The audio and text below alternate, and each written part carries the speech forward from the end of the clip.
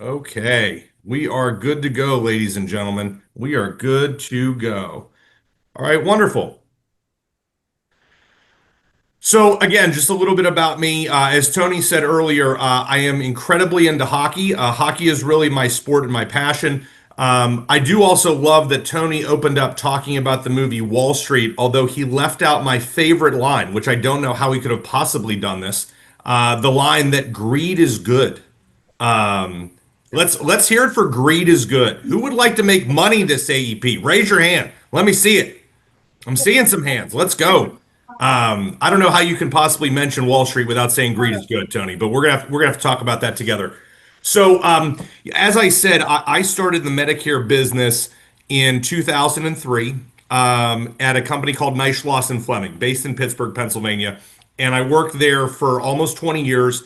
And ultimately, when I moved to work for shared service to support all of our integrity partners like Global Premier, I was our chief marketing officer then. I now work on our national health team, supporting businesses all across the country that do health, as well as the agents and agencies that choose to partner with them. So I want to start out today by asking you guys a question. And honestly, this is the most important question that you can ever ask yourself, either in your personal life or in business. And that question is, what's next? Everybody say it with me. What's next? So here's the thing. Let's talk about one of my favorite guys. Okay. Coach Prime. Now, did I like him when he was an Atlanta Falcon? No. Did I like him when he was a Dallas Cowboy? No. Did I like him when he was a San Francisco 49er or in any of his other stops? I did not. Did not like Neon Dion. Prime time. Didn't like him. He was the opposite of what I felt like winning culture was in football. Like, obviously, I'm coming from the Pittsburgh Steelers, like blue collar, like we're going to go out and, grind people down. It's all about team. And here's this flashy prima donna guy. So you can imagine my culture of football coming up as a child and who Dion was as a player. Total opposite. Then he goes and starts coaching at Jackson State. And then ultimately moves to Colorado.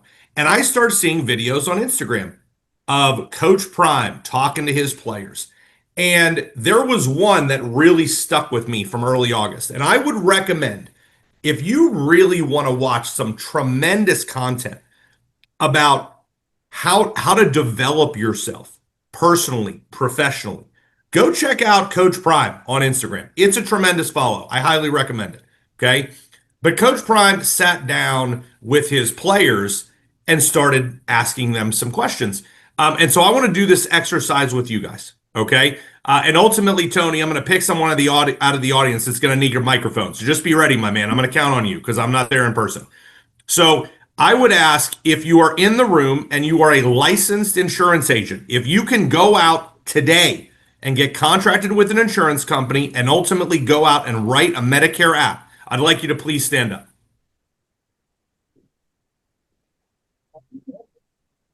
Okay, we got a whole lot of people in the room standing up. A lot of licensed agents who are looking to be able to figure out how to build their careers, take them to the next level. That's good. So, as you can see, we've got a crowd of people that are all standing around wondering, where is this odd-looking man going to go with this next? How is he going to go from Coach Prime to licensed insurance agents to something of value? Just stick with me, okay? So if we think about it, we're looking around this room and everyone is really in a different point of their career. You've got people that are 20 plus year veterans. You've got people that literally probably started 3 weeks ago. And they're like, I heard about this Tony Holland guy. He's a sharp dresser. He's a snappy talker. I keep wondering how he landed an amazing lady like Kathy. Maybe I will go to this meeting and try to figure out how Tony batted so far above his head to land a woman like Kathy Holland. Maybe I can figure it out at this meeting. I don't know. You probably won't because I'm still wondering. But again, everybody's at a different point of their career. Everybody's a different spot. And yet everyone should be asking themselves the question, what's next? So I would like, for those of you that are standing up, raise your hand if you've been an insurance agent for less than a year. Okay, Tony, how many people we got that are raising their hand? Raise them up high. Can't see them. Raise them up high. Raise them up high. 1, 2, 3, 4. Looks like 4. Just 4. Okay. Am I seeing someone in the front with a blue shirt with a hand raised, Tony? Yeah, we just nicknamed him GQ. He dresses better than me. I love that. Okay, GQ, you're going to be my example today. Can we give GQ the mic, Tony? Yes, sir. All right, thank you. GQ, how we doing this morning? I'm doing great. How about yourself? I'm doing fantastic. What is your real name, sir? Shadi Assad. Shadi Assad, did I say that right? Yeah, you did. Okay, Yeah. Fantastic. All right, so everyone else can sit down. GQ, I'm going to ask you to remain standing. How's that sound to you? Say that again. GQ, I want you to keep standing. You good with that? You got it. Okay, fantastic. All right. So I want you to think back to your first day in the insurance business, day one. Okay. It's like before you were doing something else. And on the first day, you're like, oh shit, I'm doing this. I am going to be an insurance agent. I'm going to be an advisor. I'm going to do this thing. What was your goal? Like day one, what were you thinking about? What was your goal? Please tell us. Well, I have an 8-month goal. I haven't officially started yet, so I haven't sold anything. But So this is live. We're on the clock. What's I'm learning. Okay. What's the goal, my man? So $117,391.13. That is my 8-month goal, to beat a gentleman named Cody Askins. Oh, I know Cody. Cody's a friend. I know Cody. Okay. All right. So give me, hold on a second. Of course, I'm going to have to type it into my phone because I don't believe in paper. Like literally I hate paper. The only thing I would do on paper is I would write a note to like a girl if I was trying to impress her, because girls like handwritten notes, but I don't know that I'd use a pen and paper for anything else. Give me that number one more time, GQ. So $117,000. Yep. $191.13. Okay, I got it. Okay, so early in your insurance career, that's your goal. $117,391.13. Yep. Let me ask you, after that, what's next? To be able to get comfortable cross-selling, Medicare Advantage, Medigap, final expense, and I think those were the main ones. Want to get comfortable cross-selling. Okay. All right. So let's say you hit the 117,391.13, and then from there you get comfortable cross-selling. You're doing cancer plans, you're doing hospital indemnity, you're doing critical illness, you're doing final expense. Hell, you might even roll in like a single premium indexed annuity. Boom. Like now we're rolling. Here's the next question, GQ. Yeah. What's next? Honestly, take care of my parents. Oh. Okay. Oh. Where are mom and dad? Where are they? They're in Austin. Okay. All right. So let's say like you hit that 117 and change, you get comfortable cross-selling. All of a sudden, you're doing packages of protection everywhere. You're the king of the bundle. And then you take care of mom and dad in Austin. Maybe you stop by the stockyards. Maybe you do a little country music singing. Maybe you get a steak. Here's the next question, GQ. What's next? Get my friends on, if I can help them out with their life and where they're at, be able to recruit them and just impact their life. It's time to build a team, right? Yeah.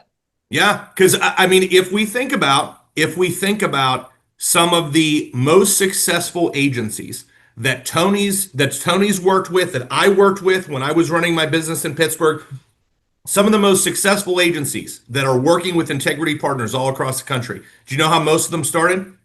They didn't start out like, I'm going to build an agency. They started out as a personal producer who went out and sat down at a kitchen table for the first time and said, I'm going to help this person. And then they're like, maybe in the next 8 months, I can write $117,391.13.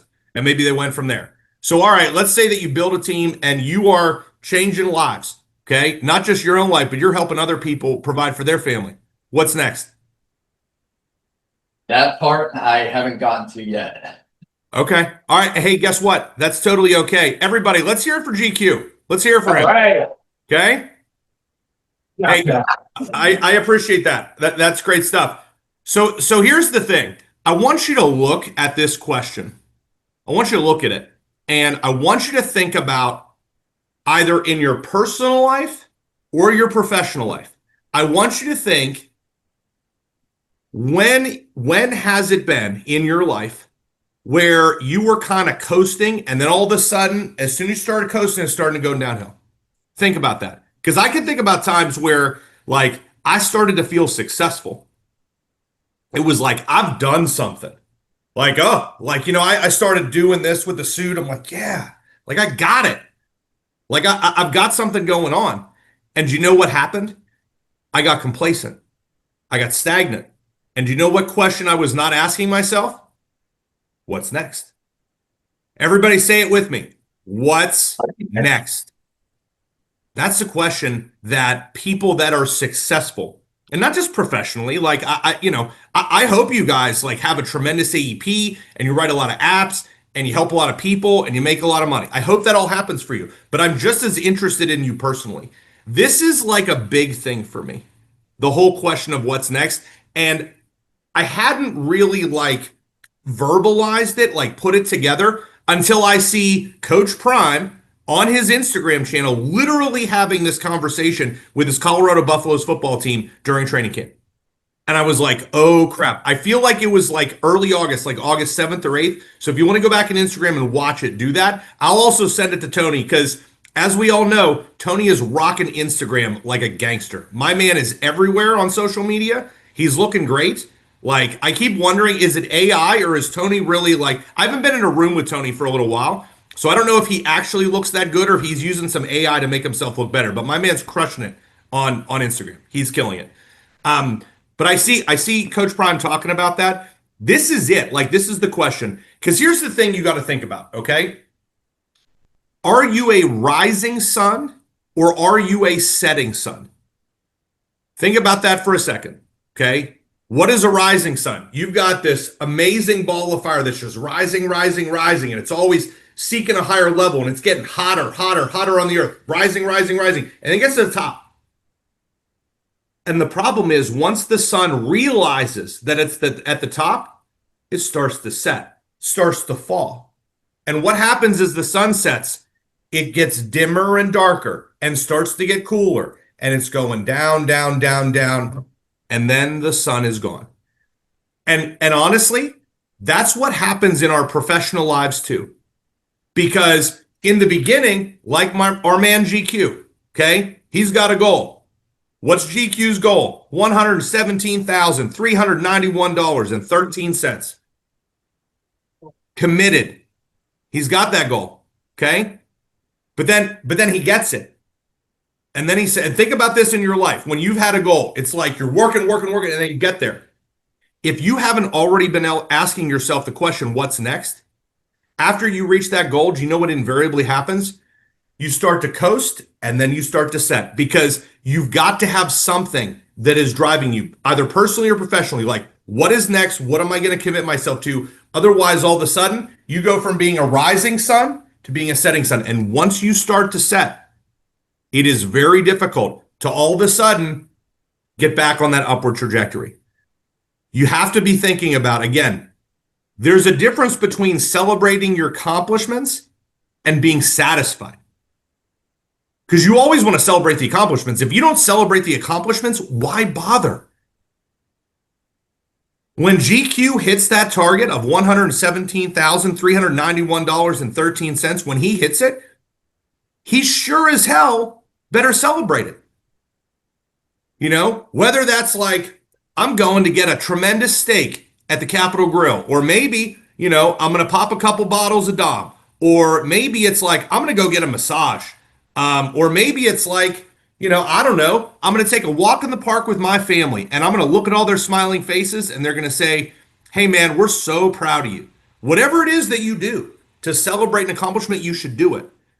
But the thing is this, the longer that you exist in that mode of celebration without a goal, without a what's next, that's a problem. Because what happens then is you go from satisfied to stagnant. Raise your hand in the room if you want to go from being satisfied to being stagnant. Anybody? Because guess what? Whenever they talk about a body of water and they say it's stagnant, does that smell good? No. Anytime someone talks about something being stagnant, it is never a good thing. It is not. And the gap The gap between satisfied and stagnant is like this. It is a narrow, narrow window. Do you know how they say in life that there is a very thin line between love and hate? I can speak to that personally because I've gone through a divorce. I can tell you that the line between love and hate is very narrow. Guess what? The line between satisfied and stagnant is just as narrow.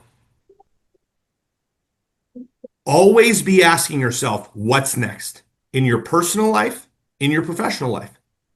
Have that be the question that is always in the holster, that as you are rolling through and you are progressing towards your goal, like GQ is going for $117,391.13.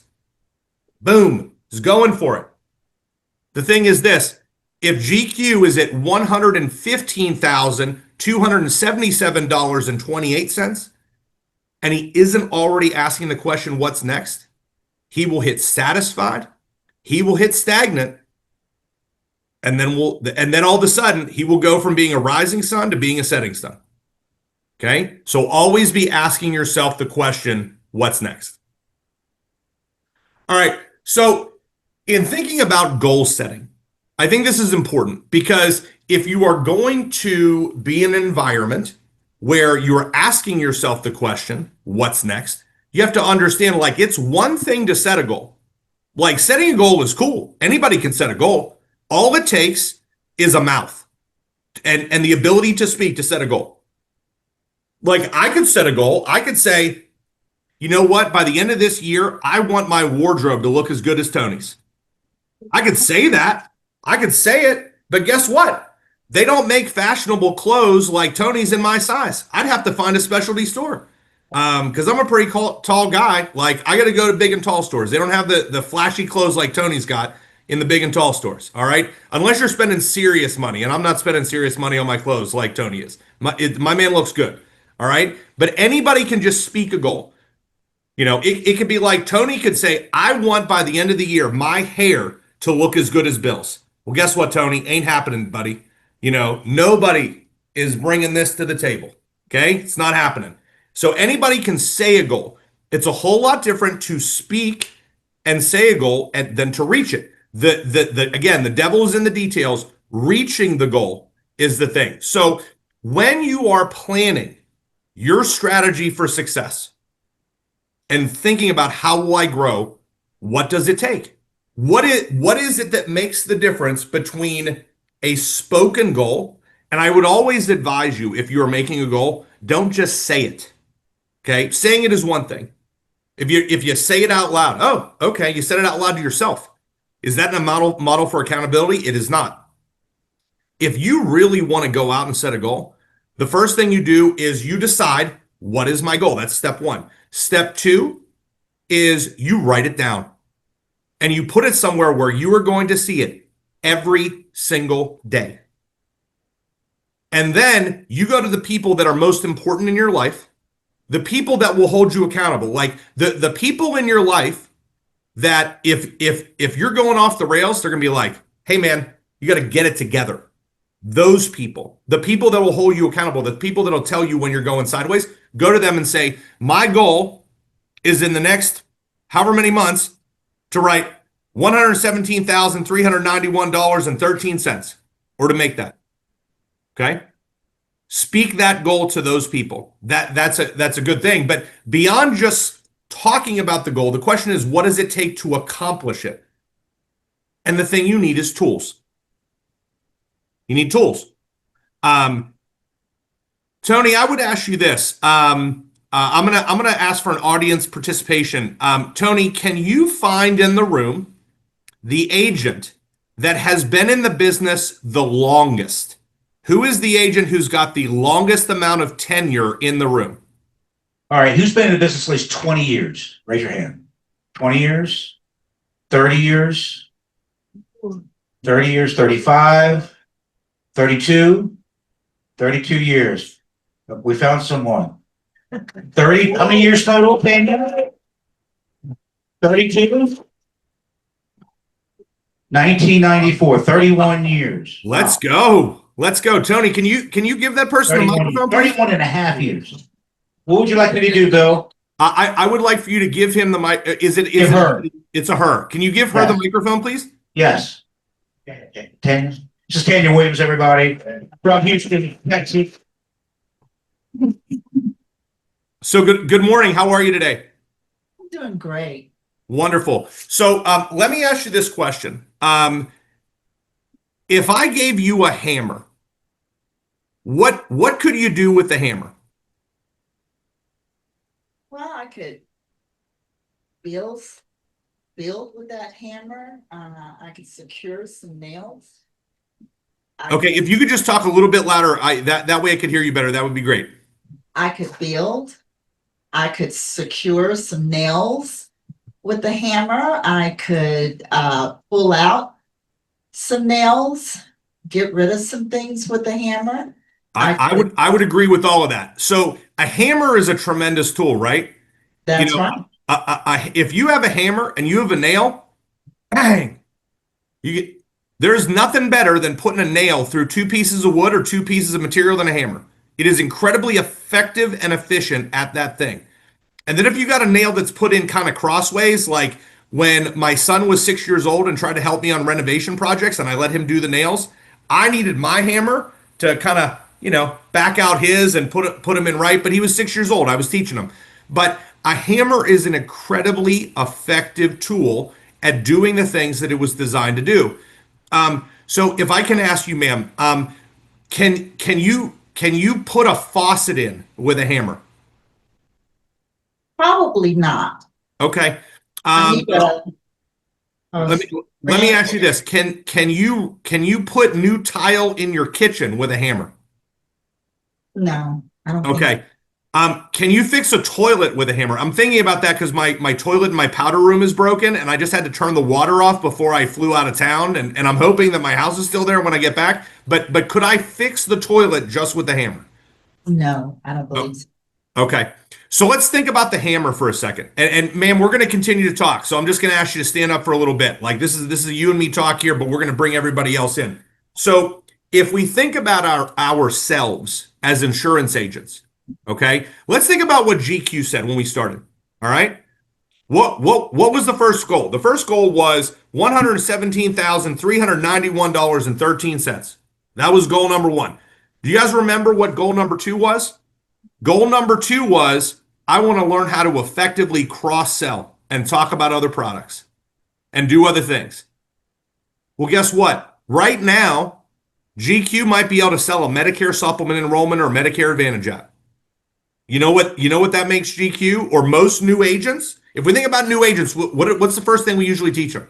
In our business, we usually teach them Medicare Advantage and then maybe MedSup and then Part D. But really, to me, that's like one product. It's like, how do I solve the Medicare health portion of a client's needs? Do you know what makes that new agent? Makes them a hammer. Like, go out. Here's some nails, man. Boom, boom, boom, boom, boom. Hammer and nails. But guess what? You can't build a house with a hammer. Certainly can't fix a toilet in my powder room with a hammer. And that's something that really needs done, guys. Like I'm telling you, like when I get back to Western Pennsylvania on Friday, like that's mission number one. All right. But as a hammer, you have a very limited set of things that you can do. Okay. So, ma'am, let me ask you this. If I gave you a screwdriver, do you now have a whole nother range of things that you can do? Oh, yeah. Okay. What are some things you can do with a screwdriver that you couldn't do with a hammer? Well, I can unscrew some of the nails out of the walls. And then I can use the hammer to pull them completely out. Yeah. Can secure nails better with a screwdriver. What if I gave you a pair of pliers? Do you think you could maybe fix my toilet? Yeah, yeah. Okay, so now we're in business. So now we have three tools. All of a sudden, there's a whole nother range of stuff we could do. And at the end of the day, as you keep adding tools into this toolbox, you get closer to being able to do what? To build and maintain a home. Because I can tell you this, like, just a view into my personal life. Like, I was 24 years old, and all of a sudden it was like, oh man, like, I'm having a baby. Like, I wasn't yet prepared to like be a dad, be the head of a household, like maintain a home, like all this stuff. Do you know what I had at my apartment from a tool perspective? You know what I had? I had a hammer and I had a screwdriver. That's what I had. I was not ready. But guess what? Sometimes the moment calls you and you're not ready. Is GQ ready to build a house, maintain a home? From an insurance perspective, he is not. Guess what? I can tell you this, by the time he hits $117,391.13, my man's gonna be ready for some tools. He's gonna want a screwdriver, he's gonna want a pair of pliers, he might want a channel lock, he may need a level, maybe a vice grip. I don't know. He's gonna need all sorts of things. But the point is this, is that it is critical as insurance agents that we are not simply enrollers, that we are not just a hammer going out and taking care of the Medicare Advantage need and moving on. Because guess what? It's not how you build a home. It's not how you take care of people. You need to be able to do a full range needs assessment and take care of people's needs, because ultimately that is what best serves them and what best serves you. So again, how are you working to build the tools in your toolbox? Are you like me at age 24? You're having a baby and all of a sudden you're like, damn, I got a hammer and I got a screwdriver. Ma'am, I would say thank you very much. I appreciate you. Let's hear it for her. 31 and a half years in the business. That's awesome. That's fantastic. You need to ask yourself the question, whether you've been in the business a year, 5 years, 15 years, 25 years, 31 and a half years. How are you working to fill up the tools in your toolbox? What is it that you are doing? Because again, do not simply be a hammer. So we're gonna transition. We're gonna kind of talk a little bit more about industry items, okay, and where we are and where we've been. So heading into last year's AEP, my good friend George Dipple, who is the face of Deft Research. Deft Research is an integrity partner who specializes in market analysis in the health insurance space. And George and I were talking about the upcoming AEP. So the AEP that we just lived through, okay, fourth quarter of 24 to 1/1/25. And I said, George, what's this going to be like, man? I said, because I feel like this is going to be kind of nuts. And he said, Bill, here's the deal. This is going to be the big one. And I knew what he meant, because I have three things that I am terrified of in my life. Okay. First of all, I'm terrified of earthquakes. Secondly, I'm terrified of snakes. And third, I am terrified of Lamar Jackson from the Baltimore Ravens. Those three things that I'm terrified of. Okay. As a Pittsburgher, terrified of those three things. All right. But going back to earthquakes, he's like, 2025 is the big one. And then I think 26 and 27 are going to be aftershocks, smaller earthquakes as the market ultimately levelizes itself. At the end of the day, it's very simple. That thing that we thought that this upcoming AEP for 1/1/26 was going to be an aftershock. Guess what? It is the big one all over again. And let's talk about why. First of all, we have had multiple years of above average inflation. Inflation is starting to come down, but it has not come down enough to really rectify the last couple of years where prices have surged and income to people has remained flat. We are continuing to see financial impact from the Inflation Reduction Act. I don't think there's any human being in the entire country who would say that the Inflation Reduction Act, in reference to our industry, was poorly conceived in terms of what it did for consumers. I would ask you to raise your hand if you thought it was better when people's parents and grandparents on Medicare Part D had an out-of-pocket maximum of $6,000 as opposed to $2,000. Anybody feel like it was better when they had to pay $6,000? No. Why not? Because we care about people. Like, yeah, it's great. Here's the problem. The Biden administration was like, hey, guess what? We're going to reduce all these people's out-of-pocket maximums to $2,000, but we're going to make the insurance companies pay for it. Ha, ha, ha. Like, I mean, it's amazing that they basically were like, hey, insurance companies, guess what? we're reducing everybody's exposure by $4,000. You guys got to pick up the difference. Have a nice day. Thanks for playing. Okay. So that drove a massive portion of kind of the insanity. And you had carriers reacting to massive volatility in the market. And what do I mean by that? Well, we had multiple consecutive years of reimbursements that were incredibly low. Reimbursement is the money that the federal government pays to the insurance companies to help them offset the claims that they receive on their Medicare Advantage members. And we've got a slide in a little bit where I'll show you this enormous gap between what the carriers were having to pay and what was actually coming in. And the gap just got really wide. It would be like, if you think about it in your personal life, okay? Those of you that manage the bills for your home, it's like, okay, like you're doing all right where you've got like, I'm going to make this up, 10 grand a month coming in, and you've got like 9 grand a month that's going out. That's not great, but it's, you're banking like $1,000 a month, okay? Income higher than expenses. That's what you want. Well, what happens if all of a sudden your costs go from 9,000 to 11,000 and income goes from 10 to 8.5? You know what that gap is?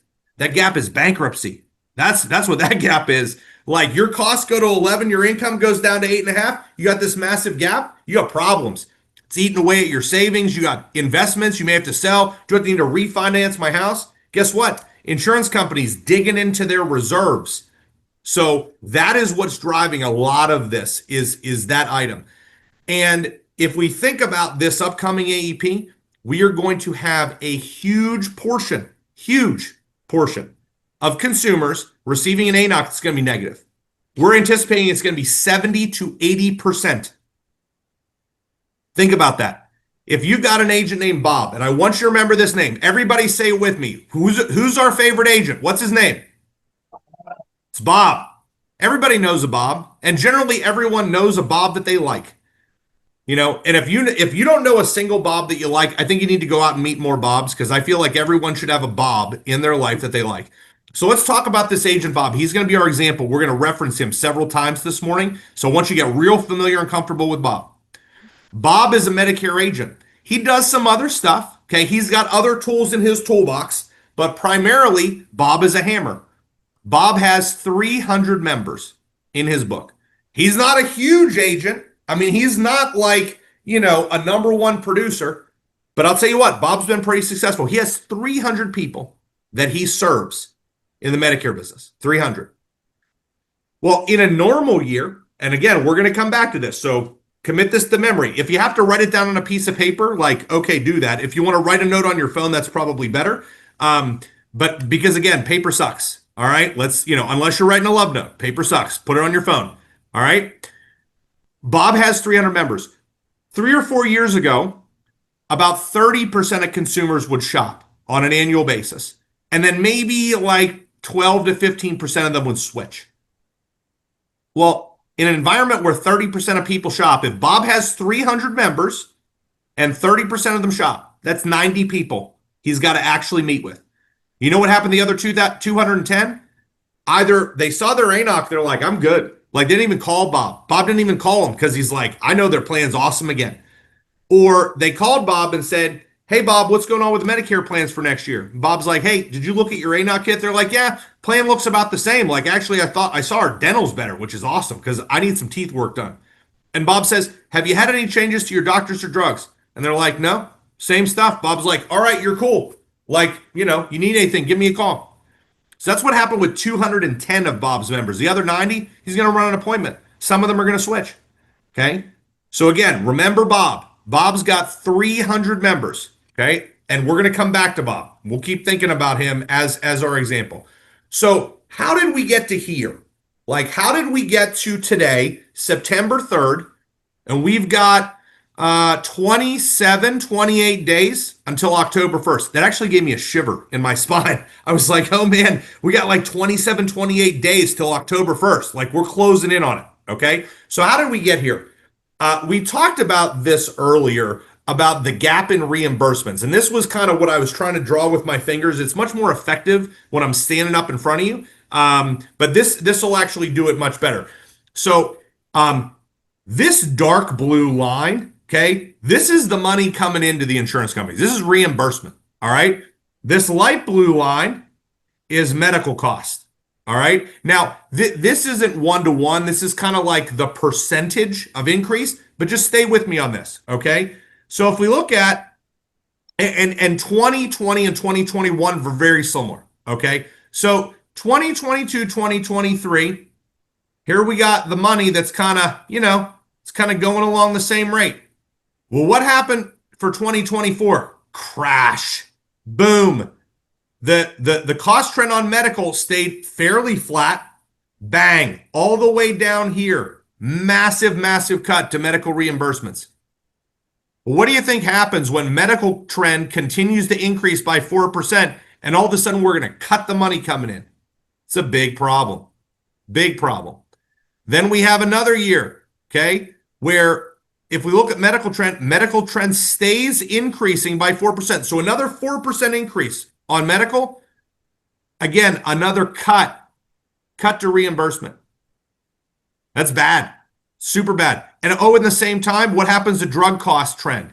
Ooh, super going up. All of this gap is showing you why. Like when you ask yourself the question, and I'm sure your clients have asked you, why is it that these Medicare Advantage plans, why are they all going backwards? Why are the benefits that were here a couple years ago, why are they down here? What's going on? This is the graph. This is the deal. And this is just the cost trend. This does not show at all, okay? Does not show at all the impact of the Inflation Reduction Act on Part D. This is without that. So again, you've got medical costs continuing to increase, drug costs continuing to escalate. You've got medical reimbursement, bang, getting cut to the floor. And guess what else? Then you add $4,000 more worth of exposure on drug on every single person you've got a Part D plan with, whether it's standalone drug or MAPD. It's a real deal, Holyfield, right here. All right. Now, when the notice came out that it was like, okay, we've got a big increase, boom, big increase in the reimbursement rate for 2026. I was naive enough initially to be like, oh man, it's all fixed. We're all good now. Everything's fine. We're going back to, 2023 product. Let's go. Where are my Medicare Advantage products where I can get pickleball equipment, new golf shoes, and all the things? Like I'm ready to go back to that. Do you guys remember that a couple years ago? Aetna had that plan. It was like you get pickleball stuff. It was great. All sorts of crazy things. This is not enough to bridge the gap. Like I know it looks that way from the graph, but you have 2 consecutive years of cuts and you just get back up into the mid 4s of an increase from down here, you are still in a problem position. There is still a huge gulf between what the carriers feel like they're going to have to spend and what the dollars are coming in. Think about it in your own personal life.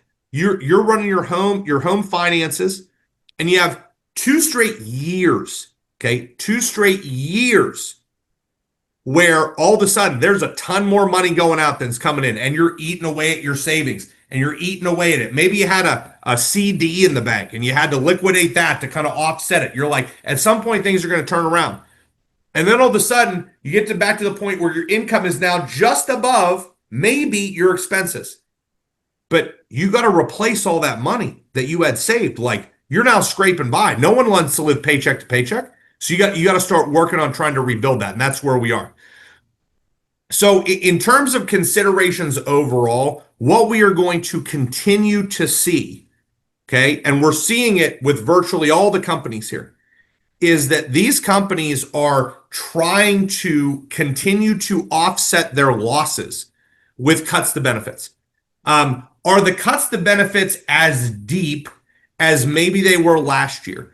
Well, it depends on the company, quite honestly. So carriers where you saw significant degradation, or they were walking it back for 2025, they're probably going to be less impacted for 26. Carriers that were really neutral, 24 to 25, you know what's happening? We're talking dumpster fire for 26. Okay. I'm not going to name carrier names. I want you to think about a carrier or a carrier or two that crushed it last year. Like absolutely crushed it. Maybe not just in your market, but everywhere. You know what's happened to that carrier for 26 or those couple of carriers? Explosion, dumpster fire for 26.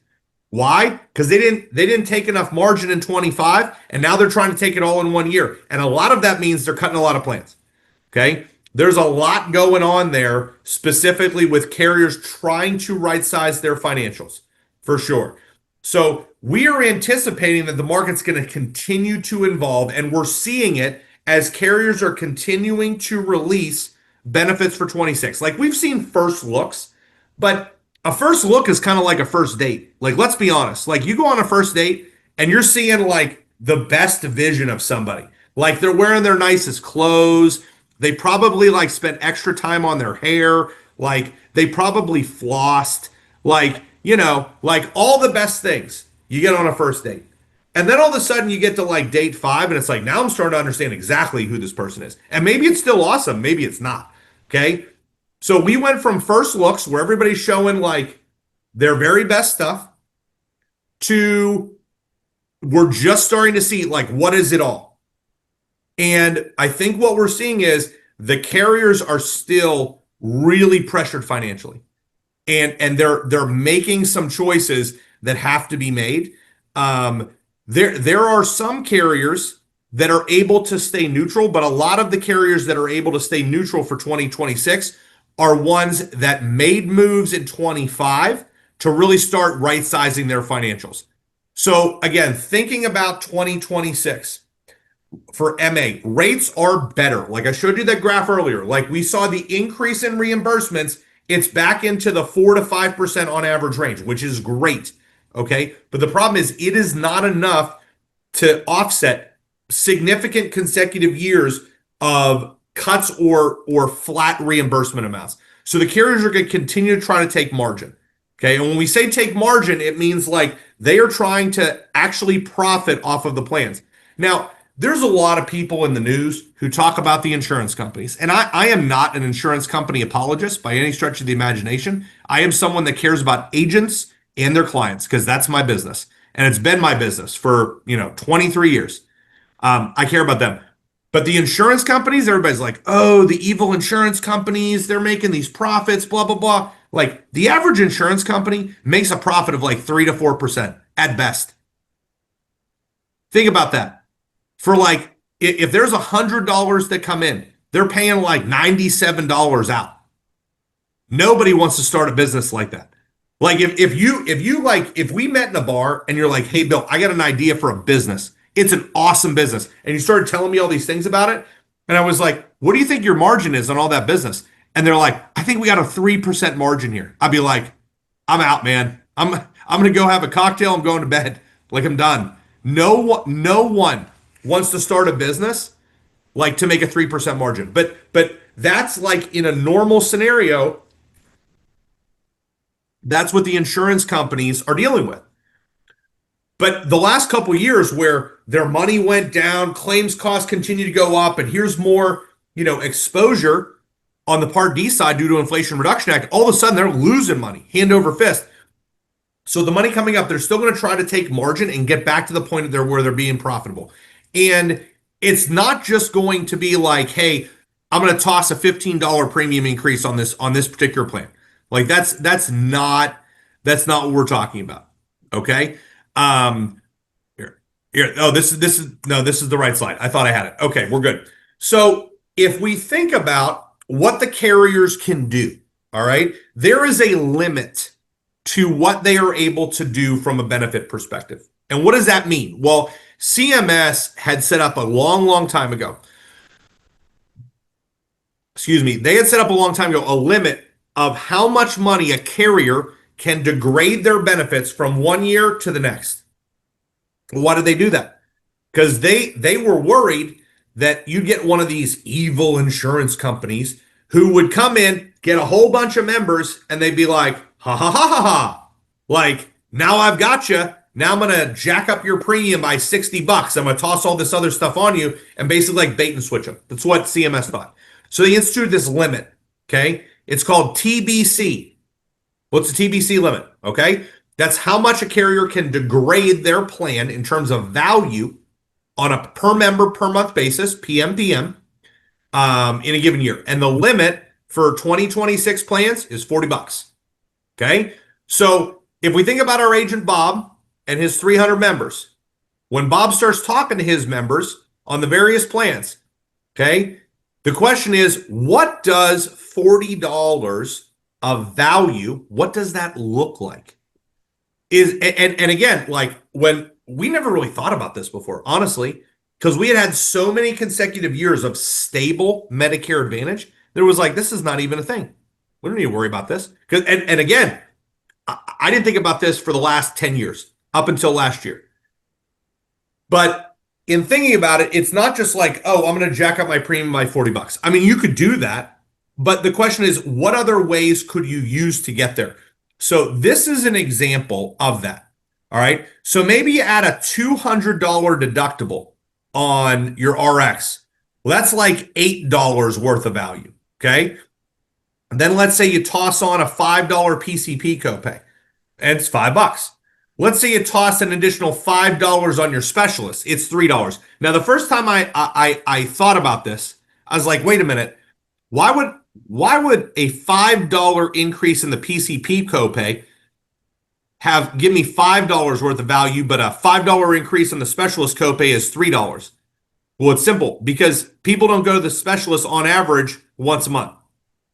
So like, again, certain things cost certain money. Like taking away $500 in dental, that's like $5 a month worth of cost. If you lower your OTC by $25 a month, it's $6 worth of value. If you increase your outpatient surgical costs by $100, it's $4 worth of value. And you see, as you kind of go through here, you know, how do you get to the point where you have that $40 of value that you're able to degrade your plans and do certain things? So that's an example of what we may see. Now, in terms of standalone drug and med sup, I think very simply what we're going to see is we're going to see standalone drug plans continue to go backwards, okay? And beyond that, we're also going to see Medicare supplement rates continue to go up. It's very simple. Those plans are not going to get better. They are just going to continue to get worse. So no real surprise there. Now let's talk about what is very important to us, which is brokers' place in the business. Let me hear a hell yeah if we are concerned about agent and brokers' place in this business. Let me hear it. Everybody's concerned. If you didn't yell out, you're in the wrong room. Okay? I don't know what room you belong in, but you should be concerned about agent and brokers' place in this business. Maybe you just came to see Tony's cool outfits. Okay, maybe that's why you came. But guess what? This is a room where we should be concerned about agents and brokers writing business. I started to see this information. I was like, this is some cool stuff. This is really cool. So we're just going to focus on the top part, Medicare Advantage, because again, we got AEP coming up. Okay. In 2019, agents and brokers were about 60 to 70% of the business. Okay. But what was interesting was of that 60 to 70%, 40% of it was external agents and 60% was internal.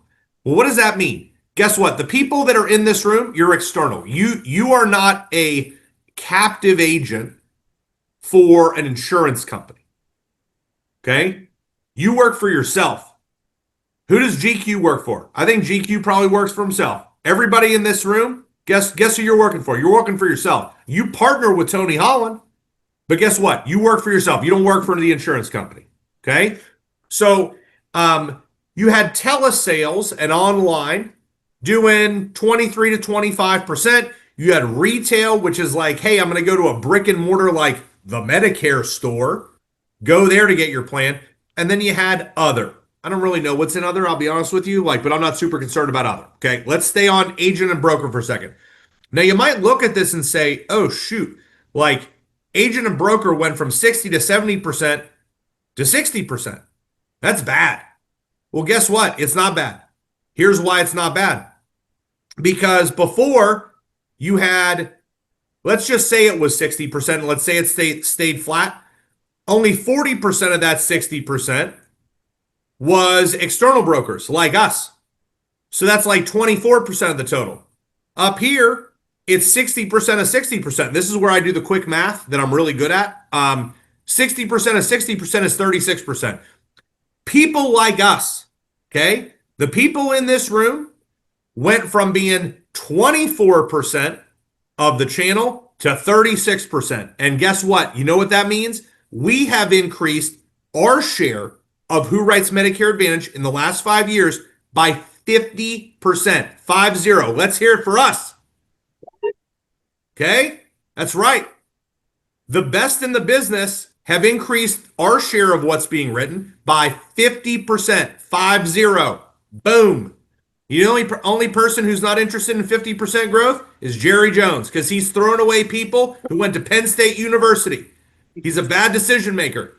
Okay? If Jerry was smart, he would have hung on to that man from Penn State University. And I'm sure he wouldn't have been satisfied with 50% either. But he would be wrong. He was wrong about Micah Parsons from the great state of Pennsylvania, and he'd be wrong about this. Here's what else is super cool. All right. Now you're probably looking, you're like, telesales went from like this 23 to 25%. Just say it was 25%, went to 30%. Telesales and online. Okay. Does that mean there's more call centers out doing stuff? Who likes competing against call centers? Anybody like that? No. You know why? Because they call our clients and they tell them a bunch of garbage and they're like, oh yeah, I can get you on this plan. It'll be awesome. And then we got to pick up the pieces. We got to fix it. Anybody like fixing that stuff when the call centers call our clients and tell them weird stuff? I don't like it. I have personal clients. They're all my family members. You would think my family members would not talk to a call center, but sometimes they do. Sometimes they're fooled, and I got to fix it. It's not fun. So I identify with you. Here's the thing, though. Okay, is there anyone in the room who knows why we will anticipate significantly less business being written by call centers in 2026 than was done in 2025? Who knows why this 30% number is going to go downhill in a hurry? Is there anyone who wants to raise their hand, have Tony hand him the microphone, and tell me why? Who's got it? And please introduce yourself first. I'm Cammie White, and in Texas, we are now required by law to be listed as telemarketers. That's number one. Okay. And then number two, there's been laws put in place to limit the times that we can call and limit the number of times we are able to call the same client if they don't answer. Yeah, so that's what the big, beautiful bill, I think, helped with that. Maybe. It was big and it was Good job, beautiful. Cammie. Yeah, thank you very much. Let's hear it for him. Okay. So those are absolutely important pieces of it. There's another important piece too that I would also add is anyone familiar with the 3 letters DOJ? Has anybody heard those 3 letters? Familiar with those? If you watch CNN, you watch Fox News, you hear them all the time. Okay. And there's sort of scary letters. They're like DOJ, DOJ. Like people don't ever say DOJ and have it sound friendly. Like, I think you could say the same word 2 different ways and have it sound completely different. Like if I said Tony Holland, sounds so friendly, like cuddly almost, like a teddy bear, like Tony Holland. Sounds friendly. Or you'd be like Tony Holland. Sounds like a gangster. Like you can say the same word 2 different ways. It sounds the same. No matter what way you say DOJ, it sounds the same. It sounds bad. Okay? The DOJ took aim at the 3 largest contact centers, none of which are Integrity partners, by the way, because our contact centers do things the right way, as an FYI, and that's why it's good to be partnered with Integrity. I would tell you this: they targeted the 3 largest contact centers who are doing some really bad stuff that agents like us were mad about for a very long period of time. Okay, here's the deal. With the changes that we talked about in terms of additional rules coming from the big, beautiful bill and other places, and the DOJ activity, this 30% is going to go downhill in a big hurry. Who is going to pick up the difference? It's going to be the people in this room, right? Tony, who do you think is going to pick up the difference? Tell me, my man. We are. That's right. The people. We are. The people in this room will pick up. We are. Let's say it again. We are. One more time. There it is. We are. So that's some good news in terms of our channel mix. So in terms of what we're already seeing from a benefits perspective, what is it that we see going on? The carriers that had the highest growth for 2025 are showing significant pressures for 26. We are seeing plans that are already been made non-commissionable that very likely will be terminated for 26. Almost all PPOs are in trouble. Most of the service area reductions and the highest level of benefit degradations are happening with PPOs.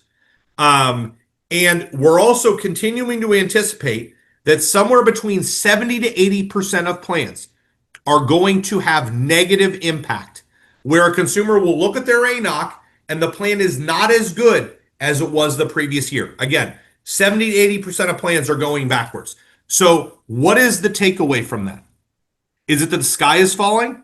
No, it is not that the sky is falling.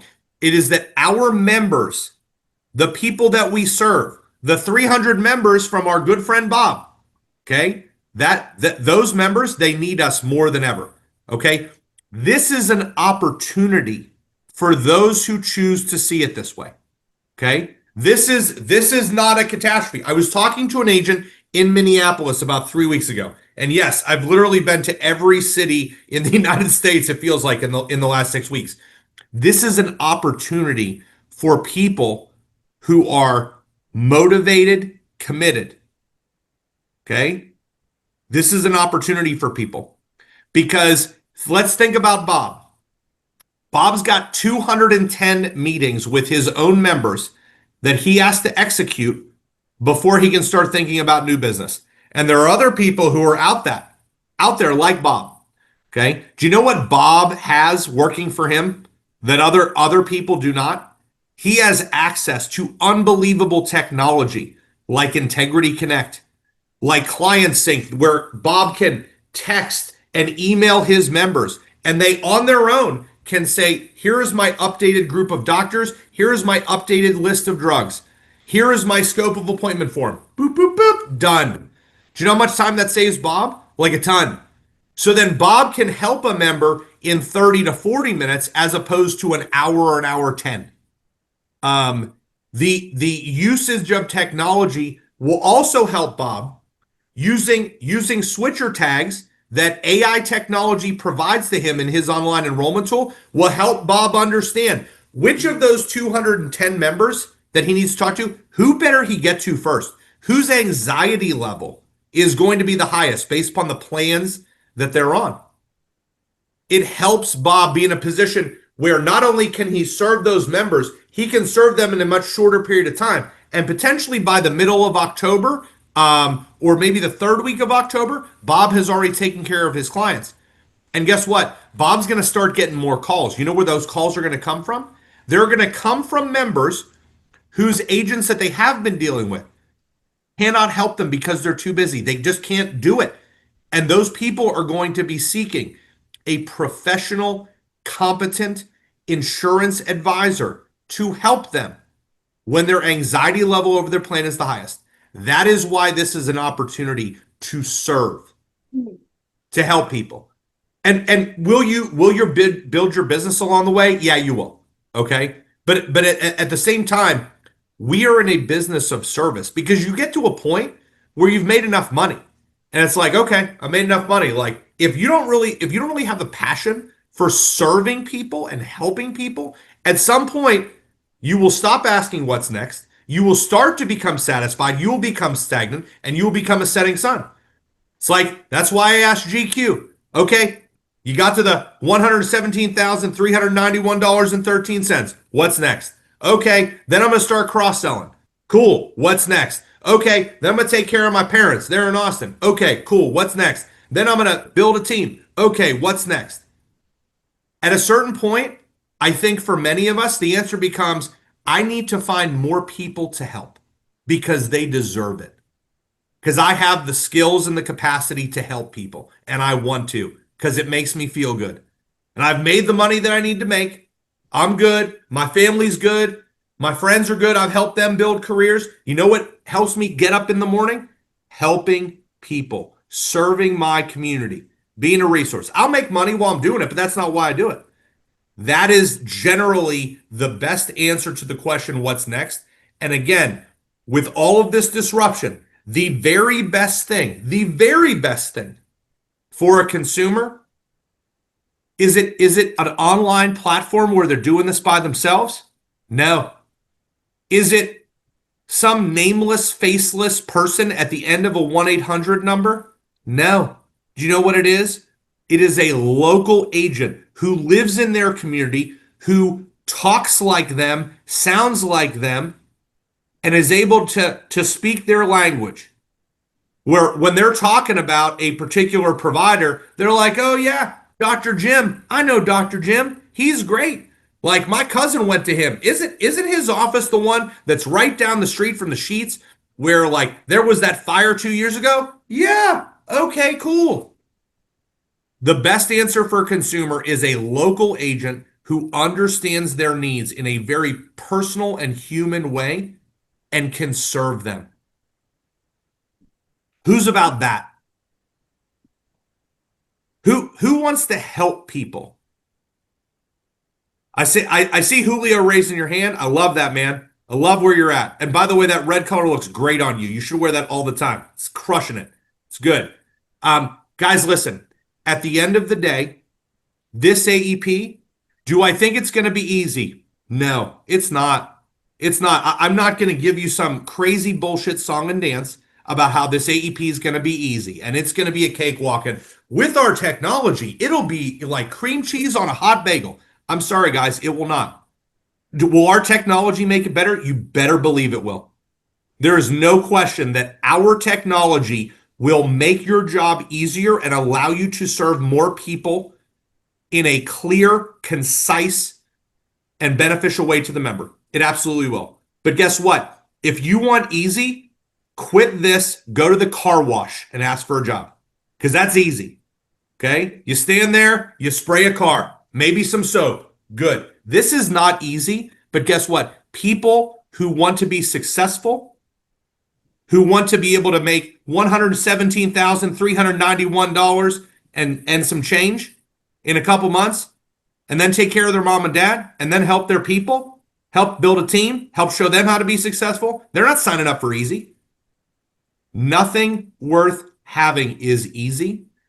And I'm telling you, this AEP is not going to be for the weak of heart. There are other agents who are not in this room, who did not choose to come here, who are sitting at home and be like, yeah, I'll figure it out. Guess what? Their members are going to need help. Who's going to help them? Is it going to be you? Yes. You guys going to help those members? Yes. Yes, sir. Let's go. Guys, listen.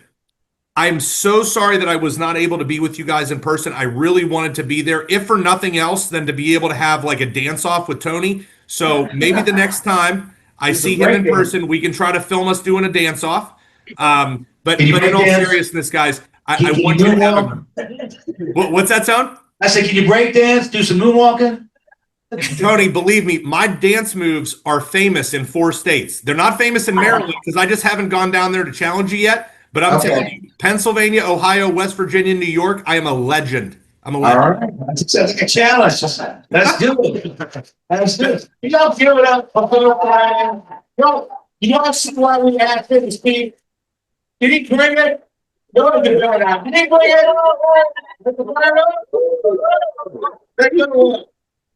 So, Bill, I know you have to jump into another meeting shortly. Is there a possibility, Bill, you could take a question or two for us? Yeah, Tony, I can probably do like 10, 15 minutes of questions. Okay. Question. Yeah. I know there's some questions in the room. Who has a question? Sir? Ma'am? It's Cammie again, Bill. She wants to ask you a question. Oh, I'd love that. Hi, Bill. So I know that the Medicare Advantage plans were given more money, more reimbursement rates, and at least 80% of it are supposed to be going towards benefits. In our area in Houston, we've seen C-SNPs kind of take the cake, right? So I think C-SNPs are really, really strong that are coming to Houston right now. So is that something that insurance companies are more gravitating towards? Like the carriers are going more towards C-SNPs now? So let's talk through the C-SNP subject. That's a great question, by the way. It's a fantastic question. Why is it that we are seeing C-SNP over the course of the last couple years in a much more significant way than we saw it, maybe 2022 and earlier? So I'm going to dial the clock back. So 2009, 2010, I got introduced to SNP plans by a lady named Renee Williams, who was a rep for Evercare, which was part of United, worked out of the Philadelphia market. She taught me about dual SNP and chronic SNP. And we did a ton of business. My company in my former life, a ton of business in Philadelphia, Baltimore, DC, Jersey, all over the place with chronic SNP. And then chronic SNP, it's went away. It was like, where did it go? And the problem was with chronic SNP that you could only make it work if you had really well-built clinical infrastructure to impact outcomes.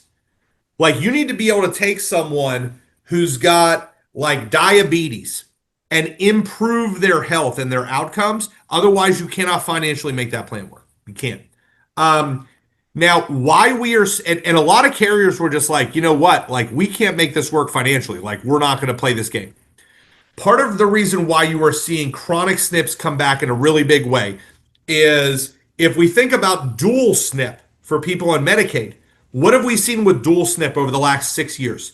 We're seeing huge expansion of D-SNP everywhere. All carriers getting in. United, who had been the leader, continued to build it out. Aetna, who had been sitting D-SNP out forever, building it. Cigna's doing it. Humana's doing it. WellCare had doing it. They were doing it much better. All the carriers are getting in on D-SNP. In order to do D-SNP, you've got to build clinical care infrastructure to be able to deliver on the plan of care that you must file with CMS in order to put a plan in place.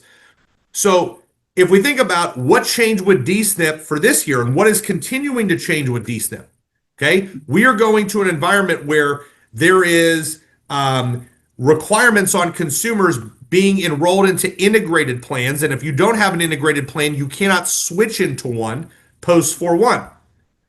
So you have carriers who in a particular state don't have an integrated D-SNP plan, and they've got all this clinical care infrastructure that they've got with it. Okay? So the question is, what do you do with it? Yeah, you know what you're going to do with it? You're going to build a chronic SNP plan to give yourself the ability to continue to build membership after April 1st, going into AEP, and also to take use of the clinical care infrastructure that you've built. So that's why we're seeing more chronic SNP plans being filed. I think beyond that, I think carriers are much better positioned to be able to execute on it now. You also have environments where such a much higher percentage of business is coming in through electronic enrollment that you're able to get a lot of those boxes checked, the data that you need to validate chronic health conditions much better. You have providers who are doing electronic data sharing. I think the environment for chronic SNP is much better now than it was certainly 10, 12 years ago, but better than it was 5 to 6 years ago. All of that being said, if you have two plans in your market, I think you said it was Houston. If you have two plans, one is a normal product, one is a chronic health product. This is me personally. If it's my mom or dad, my Uncle Jim, my Aunt Carol, whatever. If I'm looking at those plans, I am still comparing line items for the most part. Do I think that there is value to the clinical care model? I do. But to me, at this point, I am still making a decision on line items at base level cost with my members. That's the way I would handle it.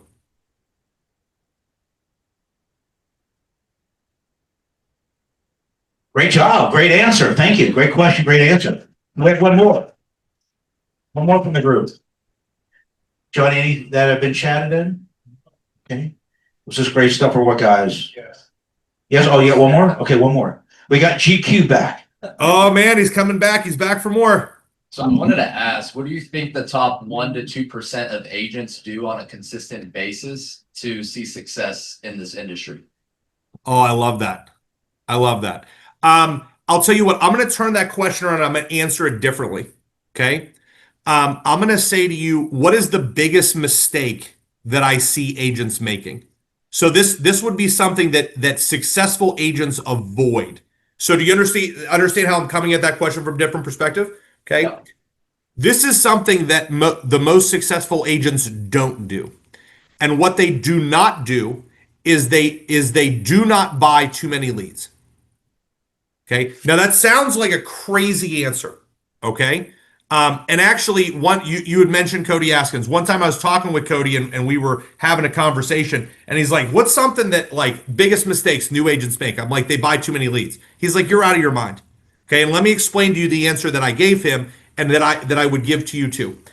Is most agents, when they're thinking about growing their business and starting to scale, they're like, "How many leads can I afford?"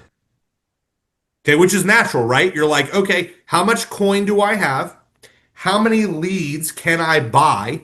And then they start thinking, well, if I convert this percent of those leads that I can buy, I can write this much business, which then you start doing the circle thing. It's like, how much revenue comes in? How much can I then reinvest? Like you start doing that and you're trying to scale your business that way.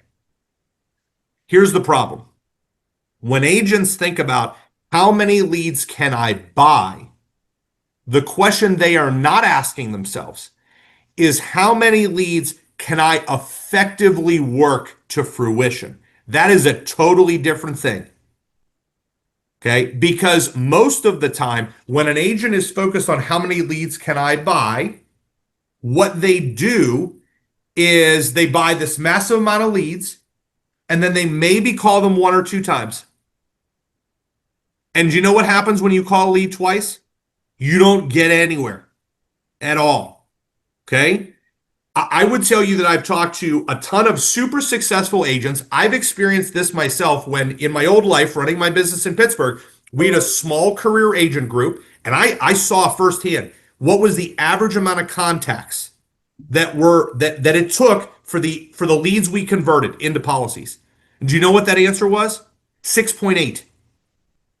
6.8 average outreaches. That could be a call, it could be a text, it could be an email, it could be a whatever. Sometimes you leave a voicemail, sometimes you don't. 6.8 was the average amount. So if you're buying as many leads as you can afford, okay, guess what? You are not just wasting money, you are wasting your time. So what successful agents do is they think about how many leads can I effectively work? If you're an agent who does leads, okay, I would tell you that by the time you become truly successful, you're done with leads because you have built referral streams for yourself. You have built strategic partnerships. You're probably working in the community with doctors' offices, with pharmacists, with any number of influencers in the community. I'm not talking about Instagram influencers, okay? I'm not talking about Livy Dunn, okay? That's not what I'm talking about, okay? I'm not talking about Tony Holland, insurance influencer. I'm talking about people who run social workers in the community. I'm talking about people who run faith-based organizations. I'm talking about like those people in the community. Okay, if you're a lead agent, what you should do is you say, okay, how much time do I have to commit to calling leads, working my leads? How many hours a week is that? And then say to yourself, okay, how many leads can I work 7 times over the course of a 10-day period of time? Over 10 days, how many leads can I work 7 times? And that's how many you buy. It's not how many you can afford.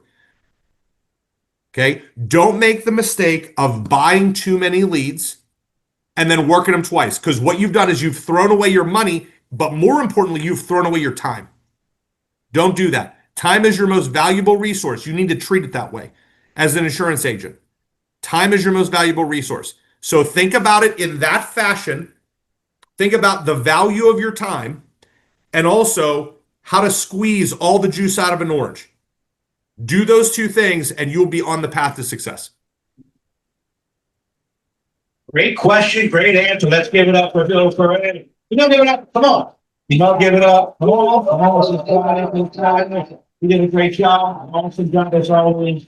We appreciate you so much, Bill. And I know you have a lot of work to do in Arizona, but I appreciate you making the time out. Next time we're going to do it live. We're going to book you already for next year, okay? Tony, listen, man, I love you. I love Kathy. I love the whole team at Global Premier. Next time we're doing a breakdancing competition, so you better start stretching, bro. All right, I gotta get my surgeries done. All right, we'll get the surgeries done. Okay, give it up for Bill Kiray. Thank you, guys. Thank you.